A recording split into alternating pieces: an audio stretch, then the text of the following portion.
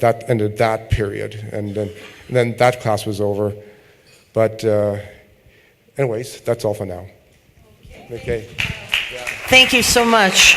And thank you for being so brave to talk about these disturbing things that have happened to you. And it's interesting that even within the accepting community of ufology, it is still incredible to some individuals that there could be a secret space program and that we could have been engaging with certain ETs that gave us reversed technology that we could reverse engineer. And I found in this work that I sort of get floods of people with similar issues. It's a very interesting thing. So I would say that many of the people that I am working with now, and that includes women and men, have been involved in some aspect of the secret space program. So something that seemed maybe incredible to me 12 years ago, I'm now hearing and hearing and hearing and hearing, and the commonalities are unbelievable. I encourage you all to see Captain Randy Kramer when he speaks. I'm not sure where he is on the schedule, but he will have a very profound story to tell you. He's extremely credible, and he has an abundance of recovered memories. So, I see a hand that's been up for a long time, so I'm going to get to that in one sec. I just want to say that folks like our friend that just came up and others that we haven't met until today, it doesn't start out where you're just able to go up and talk about it. It does not start out that way. It's a lengthy process for some of us, and it took me a long, long time. I went from pounding my fist on a steering wheel in frustration to being able to say, okay, I know my place in all this now, which I do. So that revelation has come as well. So you've had your hand up for a while?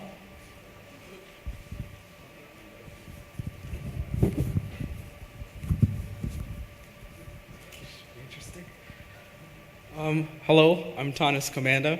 I'm an Algonquin from Ottawa. And my first experience that I remember super strongly was when I was a little girl. I must have been like this tall. And I was living in the suburbs at the time. And over my neighbor's house, I could see two orbs, blue and purple. And they were dancing around each other. And they must have been doing this for, I'd say, about an hour. And it got to the point where me, my brother, my mother and father, and a bunch of neighbors were actually outside watching this thing happen. And then later on, like some military vehicles actually showed up, but before they actually properly turned into our street, the UFOs just flew away. And the next morning, I woke up and I was the only one who could remember. And I have an experience similar to the guy who was just speaking, in that I was trained to fly certain spaceships, but unlike him, I didn't go to a class. Instead, they must have used something similar to like the Matrix, where they just kind of downloaded it into my head. Like, I don't fully understand consciously how to fly a spaceship, but some part of me does. It's like kind of like an autopilot. Like doing a simple task you just do every day, but you don't necessarily think about it. Your hands are almost automatic, but you kind of trust yourself to know what you're doing. And I noticed that after a time they started to become unhappy with how I was doing things, because I kept asking questions of like, why are we shooting at these people? Why are we doing these things? But they ended up kicking me out of the program, I guess, so I haven't really been flying spaceships or anything for the last couple of years. But, shoot, where was I going? But I didn't lose those abilities. I still feel like I kind of remember that knowledge, like it wasn't taken away from me. And I still have the ability to astral travel, and most of my life has been doing that. And coming to this conference, trying to add some context to what I've been seeing and experiencing, and just hearing these stories has been really helpful to actually come up here and be brave enough to do this. So, thank you. Oh, wonderful.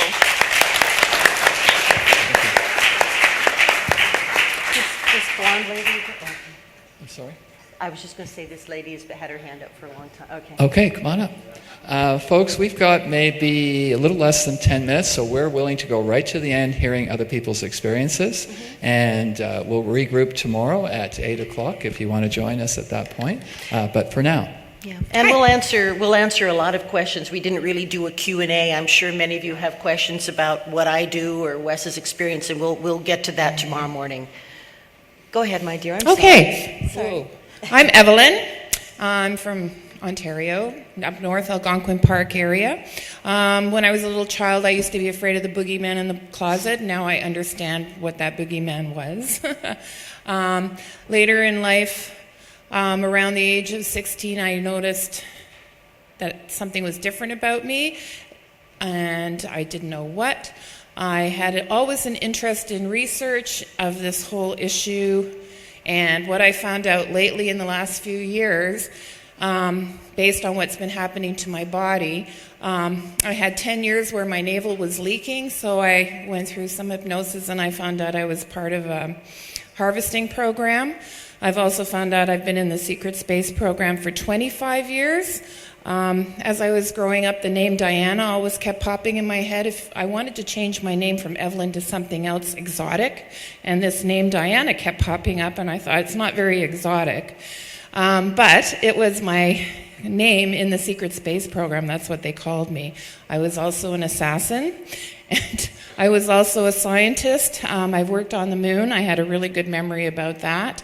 And so I realize I've been in several different programs.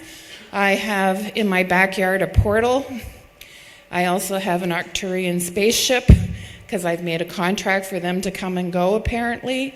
Every day I have beings walk through my house that I can't see, but my partner can see. He's native, and my children are native, but natives do have amazing abilities. A lot of abductees have native in them, and some German. So I have the German part, Austrian. Anyway, so I realize it's in the family. My 30-year-old daughter is also, I'm 100% sure, being abducted for harvesting. We've been in these programs, her and I, in other lifetimes as well. I know part of my mission was to come here and become like a double agent, find out what the bad guys are doing and let the good guys know. And I've been working for the Alliance since the age of 42. So that's what I've found out about myself so far. But the biggest thing that I want to share is, I don't know if anybody here has heard of the author Eve Lorgan. She has written a couple books, The Dark Side of Cupid and Alien Love Bite. And if anybody wants to talk to me about how ETs interfere in our love relationships, I've also been through that too. We can be highly manipulated in our relationships with people. They'll turn you on and turn you off, and they'll turn you against each other, and they'll have you meet when you're a young age. I actually met my furnace guy who ended up, we found out that we were both in the same secret space program, and we were buddies, and we both have gone through alien love bites separately and together. So it's really interesting. We've had our phone calls listened to as well and tapped, and we've had high strangeness. Anyway, if anybody wants to talk to me, I'm Evelyn. I'll be here all weekend. Okay? Thanks. Thank you, Evelyn. Thank you so much. Do we have time for one more, maybe? If someone feels they can contain the beginning of their story to a little less than 5 minutes. Sorry, folks. We have time for maybe to listen to one more sharing, if anybody would like to. No? We're going to re-engineer our schedule for tomorrow to leave some more time, especially for Q's and A's. But we're amazed that you are all here with us, perhaps listening skeptically, which is fine. That's right. We've been through some experiences that are profound, and we're not going to change our stories. Well, yes, we would like to also I would love to thank all of you for your openness, your trust, for your ability to share what is sometimes traumatic material. And do not be afraid.